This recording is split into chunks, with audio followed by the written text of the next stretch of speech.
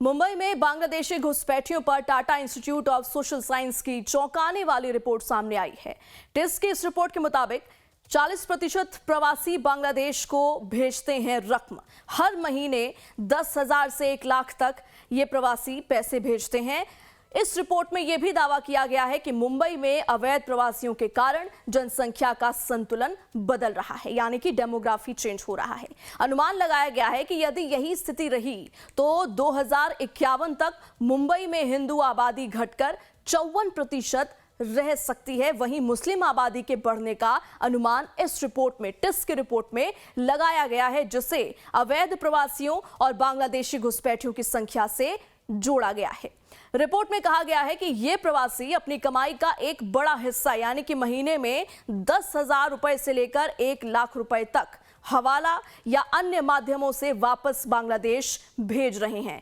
BJP नेता किरीट सोमैया ने इस रिपोर्ट को साझा करते हुए कहा कि बांग्लादेश में हिंदुओं की हत्या हो रही है, हिंदुओं पर अत्याचार हो रहा है और उसी समय मुंबई में बांग्लादेशी घुसपैठियों का आक्रमण चल रहा है।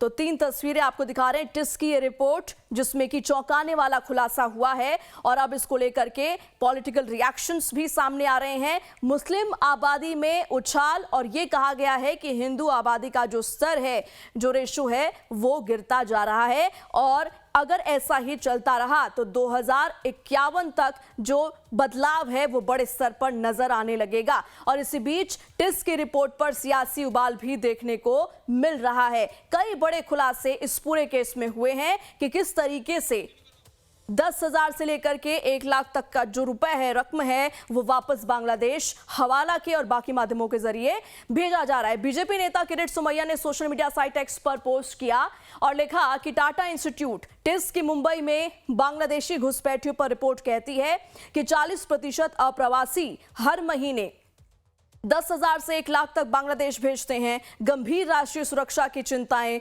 वोट बैंक की राजनीति, जाली दस्तावेजों से चुनावों में अवैध भागीदारी, ये तमाम बातें अपने इस पोस्ट में कही है बीजेपी नेता किरीट सोमैया ने।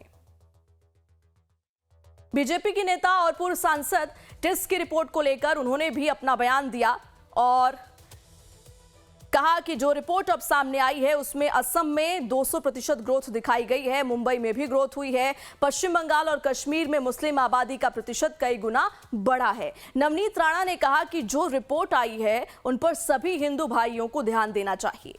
बांग्लादेश में हिंदू अल्पसंख्यक हो गए हैं, ये हिंदुस्तान है और इसका नाम हिंदुस्तान ही रहना चाहिए। जो घुसपैठिए हैं, जो अभी रिपोर्ट आई है टाटा की, जो आप जिस तरीके से बता रहे हैं, आसाम में 200% ग्रोथ उनमें पाई गई है। 30% आप मुंबई में प्रॉपरली देखेंगे तो वहाँ पर पाई गई है।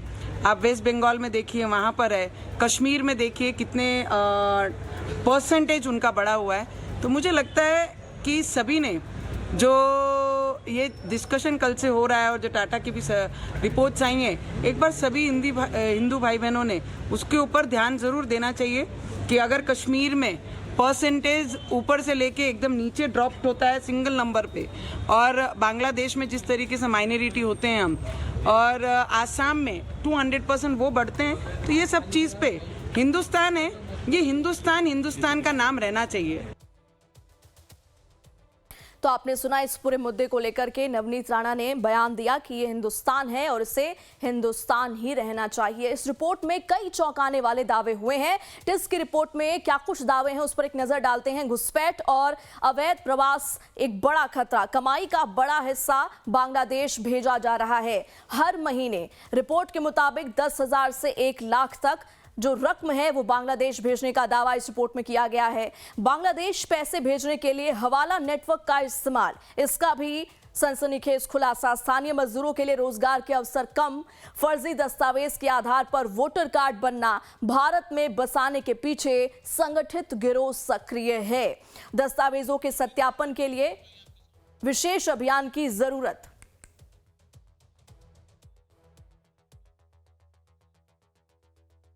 तो बांग्लादेशी घुसपैठियों पर टिस की रिपोर्ट आई है, जिसके बाद बड़े खुलासे हुए हैं और इसी बीच हमारे साथ बीजेपी नेता नवनीत राणा जी मौजूद हैं। नवनीत जी, आपका बहुत बहुत स्वागत लाइव टाइम्स पर। टिस की रिपोर्ट आपने देखी, आपने बयान भी दिया, तो पहला सवाल मैं यहीं से शुरुआत करना चाहूंगी कि क्या मुंबई में हिंदू खतरे में है, इसको लेकर के आपका क्या ख्याल है, किस तरीके से आप टिस की रिपोर्ट को देखती हैं? मैं आपको इतना ही बता सकती हूँ, जो आज की डेमोग्राफी है पूरे देश की, जिस तरीके से वो दिन भर दिन चेंज हो रही है 1946 से जो आज तक का रिपोर्ट है पूरे भारत देश का, उसमें मुंबई भी आ जाता है, वेस्ट बंगाल भी आता है, उसमें आसाम भी आता है, और जितने भी महत्व के तेलंगाना भी आता है। ये जितने भी परिसर में आप देख लीजिए, चेन्नई आता है, हैदराबाद आता है, या आंध्र प्रदेश आता है, आप बैंगलोर देख लीजिए, जितनी भी डेमोग्राफी चेंज हो रही है पूरे देश की, ये जो घुसपैठिए हैं जिनके वजह से उनकी संख्या में लगातार आसाम में ऑलमोस्ट 200% इनके जो बढ़ोतरी होनी है वो 200% की बढ़ोतरी हुई है। और मुंबई जैसे सिटी में जहां पर सिर्फ 8 पॉइंट या 10 पॉइंट समथिंग कुछ इनकी आंकड़े थी, आज वो ऑलमोस्ट 30% पे आ गई है। तो मुझे लगता है कौन कैसे खतरे में है, इससे ज्यादा जरूरी है कि हमारे देश में, हमारे शहरों में, हमारे राज्यों में जिस तरीके से घुसपैठिए हमारे शहरों में आ रहे हैं और हमारे राज्यों में आ रहे हैं, उन्हें किस तरीके से रोकना है।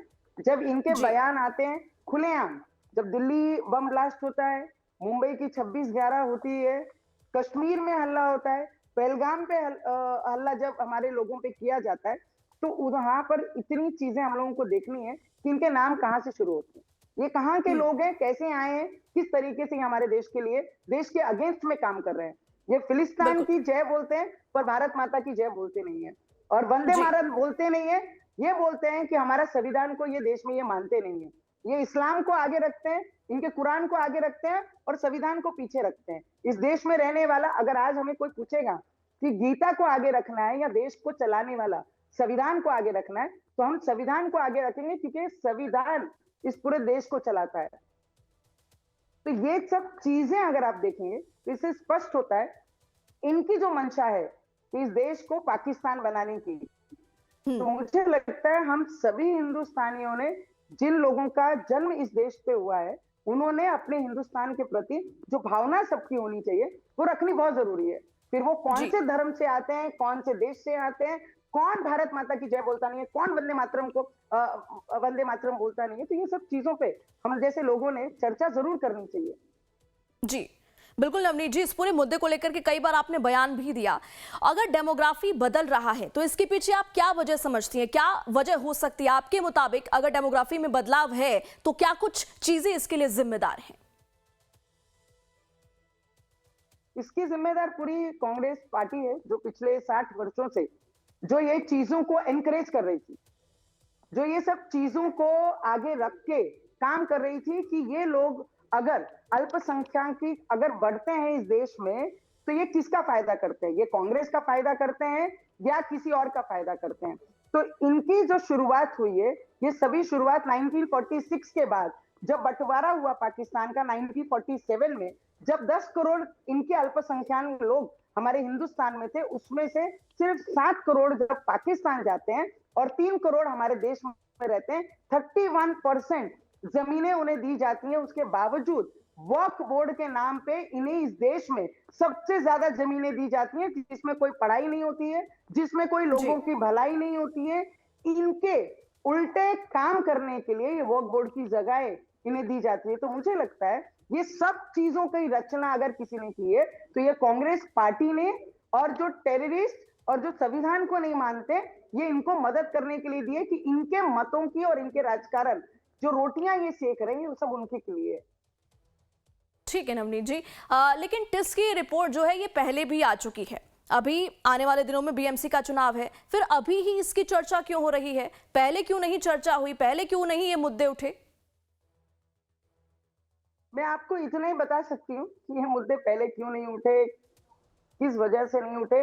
2014 से जब से भारतीय जनता पार्टी ऐसे केंद्र में हमारी सत्ता आई है, तब से लगातार घुसपैठियों पे लॉ बनाया गया है, नियम बना रहे हैं, उनको पकड़ा जा रहा है, उनको बाहर किया जा रहा है। पर टिस की जो रिपोर्ट अब आई है मुझे लगता है उसके ऊपर बात करना एज ए हिंदुस्तानी ये हम सबका कर्तव्य है, not as a political leader कि ये कोई पार्टी को हम रिप्रेजेंट करते हैं। ये सब चीजें बाजू में रखकर हम हिंदुस्तानी अगर घुसपैठियां हमारे देश में आते हैं, आज जो बांग्लादेश में हुआ और बांग्लादेश में जिस तरीके से एक माइनॉरिटी के व्यक्ति को जिंदा जला दिया गया, झाड़ पे लटकाया गया, उनके परिवार को उसका शव भी नहीं दिया गया, ये सब चर्चा उसके बाद शुरू हुई कि वेस्ट बंगाल में भी ये होते देर नहीं लगेगी। अगर ये अपने जो मेजॉरिटी जिस जगह पे है और वहां पे माइनॉरिटी असुरक्षित है, तो हमारे देश में ये माइनॉरिटी होने के बाद ये कितनी सुरक्षित इनको हमारा देश रखता है। अगर हमारे माइनॉरिटी बांग्लादेश जैसे कंट्री में अगर सुरक्षित नहीं है, तो हमें भी इस चीज पे विचार करना पड़ेगा। हमारा एक भी नाम कोई भी समाज से आता नहीं है जो पहलगाम हल्ले में था। हमारा एक भी व्यक्ति जो माथे पे तिलक लगाता है वो कोई पहलगाम में, कश्मीर में, बम ब्लास्ट में, दिल्ली ब्लास्ट में, मुंबई के 26/11 में कहीं पर भी उनका नाम नहीं आता है। ये सिर्फ उनके नाम आते हैं जो 19-19 बच्चे करते हैं, 4-4 बीवियां करते हैं, जिनको अपने धर्म के नाम पे ये बोलते हैं हम संविधान को नहीं मानते, हम अपने धर्म को मानते हैं। तो मुझे लगता है इस देश में उसके ऊपर चर्चा होनी चाहिए, क्योंकि हम इस देश में रहने वाला हर व्यक्ति संविधान को मानता है।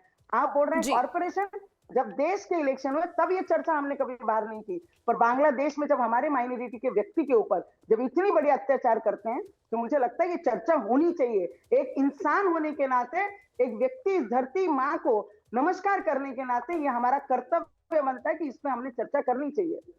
जी, और नवनीत जी, देखिए आज इस पूरे मुद्दे को लेकर के आपने बयान दिया कि ये हिंदुस्तान है, इसे हिंदुस्तान रहने देना चाहिए। इसके जरिए, इस बयान के जरिए आप जनता तक क्या संदेश देना चाह रही है? क्या आपका कहने का मतलब है कि ये हिंदुस्तान है, इसे हिंदुस्तान रहने देना चाहिए? क्या आपको लग रहा है कि ऐसा नहीं हो रहा है, या क्या ऐसे फैक्टर्स हैं इसके पीछे? मैं आपको इतना बताना चाहूंगी, पॉपुलेशन कंट्रोल जो लॉ है हमारी सरकार लाने के लिए प्रयत्नशील है, पर जब इनसे बात करते हैं जो अल्पसंख्यक खुद को बोलते हैं, जब इनसे बात की जाती है तो ये बोलते हैं कि हमें तो अल्लाह की देन है, हमें वो देते हैं, हम जितने हो उतने बच्चे करेंगे। जब ये इस तरीके से बातें करते हैं तो मुझे लगता है ये पॉपुलेशन कंट्रोल जो लॉ है जल्द से जल्द आना भी चाहिए, और जो इस पॉपुलेशन कंट्रोल बिल को नहीं मानेगा, जो ये नियम को नहीं पालेगा, उसको इस देश में ना मतदान देने का अधिकार होना चाहिए, ना ही इस देश में कोई भी सुविधाएं जो हमारे देश के प्रधानमंत्री या केंद्र से या राज्य से बनती है, कोई भी सुविधा नहीं मिलनी चाहिए। ना इनको घर योजना मिलनी चाहिए, ना इनको लाड़की बहन योजना मिलनी चाहिए, ना इनको शिक्षण में कोई भी मदद केंद्र सरकार और राज्य सरकारों से मिलना बंद हो जाना चाहिए। जो देश के नियम को नहीं मानेगा, जो देश के संविधान को नहीं मानेगा, इनका विरोध हम देश के वासी सबने अपना कर्तव्य, अपना धर्म समझकर इनका करना चाहिए, और जल्द से जल्द हमारी सरकार पॉपुलेशन कंट्रोल बिल लाकर इन्हें इनकी जगह जरूर दिखानी चाहिए। जी, अच्छा नवनीत जी, आप ही का बयान है, आपने ही कहा था कि हिंदुओं को 4 बच्चे पैदा करना चाहिए। अब समाधान का आप जिक्र कर रही हैं कि हम कोई पॉलिसी भी लेकर के आ सकते हैं, तो 4 बच्चे पैदा करना, क्या ये डेमोग्राफी चेंज का कोई समाधान है? आपको इसके लिए बोला गया, जब ये जिस तरीके से धमकी देते हैं, ये कहते हैं कि हम इसके लिए इतने बच्चे पैदा कर रहे हैं कि आने वाले समय में इनके घर हमारे घर हो जाएंगे, इनकी स्कूलें हमारी स्कूल हो जाएंगी, इनके प्रॉपर्टी हमारी प्रॉपर्टी हो जाएंगी, इनकी हर चीज हमारी हो जाएगी। ये खुलेआम जब धमकी देते हैं तो आप हमारे से क्या एक्सपेक्ट करते हैं? हम नहीं बोले कि हमने भी 3 से 4 बच्चे करने चाहिए करके। ये जिस तरीके से हम तो बोलते हैं पॉपुलेशन कंट्रोल बिल आना चाहिए, सभी के ऊपर नियम लागू होना चाहिए। इस देश का डेमोग्राफी अगर चेंज होता है तो इसके अगेंस्ट कौन बात करेगा? ये तो बोलते हैं हमारे को ऊपर वाले की देन है, हम नहीं बोलते हैं, हम तो देश का नियम मानते हैं, हम तो देश के नियम को लेके आगे बढ़ते हैं। तो अभी तो महाराष्ट्र में डबल इंजन सरकार है नवनीत जी, फिर घुसपैठियों के खिलाफ कार्रवाई करने से कौन रोक रहा है? मैं आपको वही बता रही हूँ मैडम, 60 वर्ष का जो दिया हुआ एक सबसे बड़ा सेटबैक हमारे देश को है, वो कांग्रेस की देन है। पिछले 2014 से 25 चल रहा है, 15 साल में हमारे से जितना हो सकता है उतनी हर जगह पे छोटे छोटे शहरों में, हमारे महाराष्ट्र हो या आसाम हो या दिल्ली हो या तेलंगाना हो, जहां पर भी वेस्ट बंगाल हो, जहां जहां हमें लगता है घुसपैठिए हैं, वहां पर निकालने का काम केंद्र सरकार और हमारी महाराष्ट्र में भी राज्य सरकार कर रही है। पर 60 वर्षों का कीड़ा लगा हुआ निकालने को ये समय लगेगा और हम कोशिश कर रहे हैं कि वो जल्द से जल्द निकले, पर इसमें सभी की मदद लगेगी। जो देश से प्यार करता है, जिसको भारत माता की बोलते हुए अभिमान लगता है, वो सभी ने अगर कोशिश की तो हमारा देश आज सुरक्षित है, कल भी रहेगा। ठीक है नवनीत जी, देखिए टिस्क की रिपोर्ट के मुताबिक एक और खुलासा यह भी है कि 40% जो प्रवासी है वो हर महीने 10,000 से 1 लाख रुपए तक बांग्लादेश भेजते हैं। अगर ऐसा है तो जाहिर तौर पर ये तो देश को भी आर्थिक नुकसान हो रहा है। आपकी नजर में इसका क्या समाधान है? मैं आपको वही तो बता रही हूँ, हमारे अमरावती जैसी सिटी में अगर बांग्लादेशी आके काम कर रहे हैं तो वो काम कर रहे हैं। बीच में बहुत सारी कार्रवाई उनपे हुई है, यहाँ से भेजा गया है। पिछली बार वेस्ट बंगाल से जब केंद्र शासन ने जब ये कदम उठाया तो वेस्ट बंगाल की गर्दी सबने देखी कि बांग्लादेशी कितने घुसपैठिए वेस्ट बंगाल में भी काम कर रहे हैं। तो मुझे लगता है आसाम जैसी जगह पे 200% ग्रोथ है इनकी। कितनी 100%? 200%। हम कहाँ पे स्टैंड कर रहे हैं? तो मुझे लग रहा है कि ये इनसे सब चीजों का खतरा है। फाइनेंशियली खतरा है, हमारे लोगों को काम नहीं मिलता, वो भी खतरा है। जब ये घुसपैठिया आते हैं, ये कम पैसों में काम करते हैं, यहाँ पर रहते हैं, यहाँ की जमीनें हड़पते हैं, सब चीजें फॉल्स, यहाँ पर इलेक्शन कार्ड बनाते हैं। तो ये सब चीजों पे कार्रवाई करने के लिए हमारी सरकारों को थोड़ा टाइम लगेगा, पर ये सभी का कर्तव्य है कि इस देश में रहने वाला व्यक्ति इस चीज को लेकर इनिशिएटिव लें और अपने अपने तरीके से जहां जहां इन्हें घुसपैठिए दिखते हैं वहां पे इन्होंने अपने तरीके से कंप्लेन करनी चाहिए। ठीक है नवनीत जी, आपने जैसा कहा कि वक्त लगेगा, तो देखिए टिस्क की रिपोर्ट के मुताबिक 2051 तक का एक विजन बता दिया गया है कि अगर ऐसा ही चलता रहा, उन तमाम चीजों को नहीं हटाया गया, एरेडिकेट नहीं किया गया, तो स्थिति खराब हो सकती है, डेमोग्राफिक बदलाव होगा। लेकिन सरकार का क्या विजन है? सरकार को क्या लगता है कि 2051 तक क्या बदलाव आ सकते हैं और सकारात्मक बदलाव किस तरीके से सरकार लाएगी? जब भी बिल आता है तो हमारे देश के गृह मंत्री जब बोलते हैं बिल पे, घुसपैठियों पे जब उन्होंने अपनी राय रखी, अपने बिल को क्लेरिफिकेशन किया, तो ऑपोजिशन के लोग इतने गिर जाते हैं कि वो घुसपैठियों का समर्थन करते हैं। आज माइनॉरिटी के बारे में कोई भी ऑपोजिशन बात नहीं कर रहा है कि माइनॉरिटी को जला दिया गया, तो एक भी ऑपोजिशन के लोगों के मुंह से चर्चा नहीं आई। जब मदुराई में एक मंदिर के अगेंस्ट, मंदिर के सपोर्ट में कोर्ट के जस्टिस ने जब उनको समर्थन दिया और वहां पे दिया लगाने की बात उन्होंने अपने ऑर्डर में लिखी, तो सभी इंपीचमेंट ऑर्डर लेके जाकर बिरला साहब स्पीकर को जाके देते हैं।